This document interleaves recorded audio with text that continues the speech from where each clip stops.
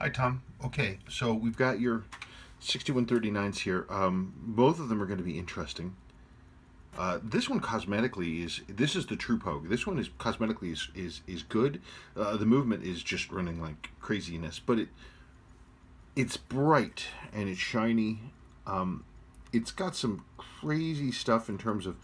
I think this staking right here is loose because the stop restart isn't running properly, but the whole movement seems to be there. The numbers that are coming out of it are garbage. They're not correct at all.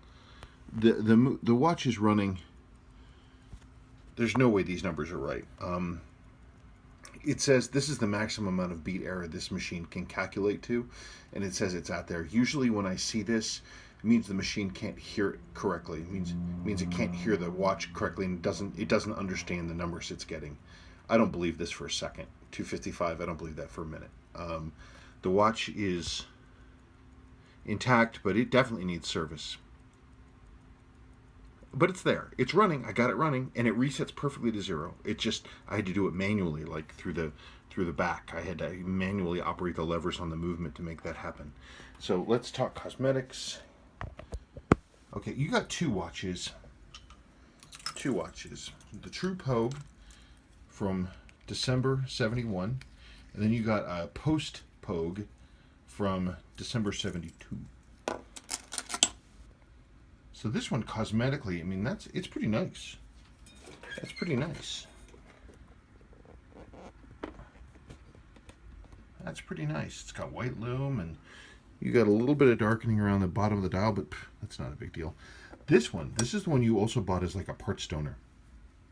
Somebody has been inside that was doing some crazy work on this. This was the case back seal. This is a non-Seiko part. By the way, this staining on my hands, I had a paint explosion this weekend, and I was up in the attic, and I got paint all over my hands, and I haven't gotten it off yet. Anyway, somebody was inside this watch who didn't know what they were doing, and they were using non-Seiko parts. I don't know, this nylon case back seal, I don't know what the hell that is. Your stem is incomplete. This is the stem.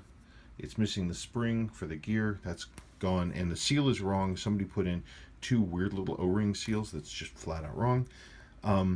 Yes, this screw is missing, and I have no idea where it is. I don't dare try to get the watch running to find it.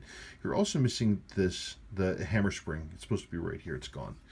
So you've got some challenges about things that need to happen. Oh, also it appears that this button spring is missing. That one at least. This one might be as well.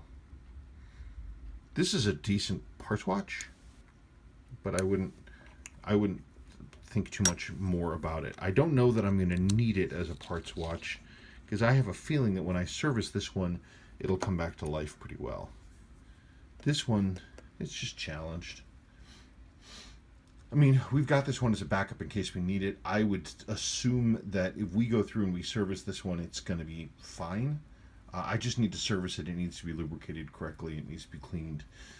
And it needs to be sussed out. If I need something, I guess I can look at this. But typically, I don't use used parts to fix a watch. I'll use new parts rather than used ones.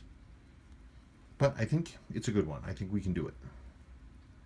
Service seals, crystal. I don't know about any other parts or repairs. We can talk about it. You could always potentially trade this one in against some of the work or the extra parts on this one if we need it, because again, I prefer to use new parts. I always like to get parts watches if I can get my hands on them, if people are willing to trade them in against stuff. So that's something to think about too. Okay, you let me know. Thank you.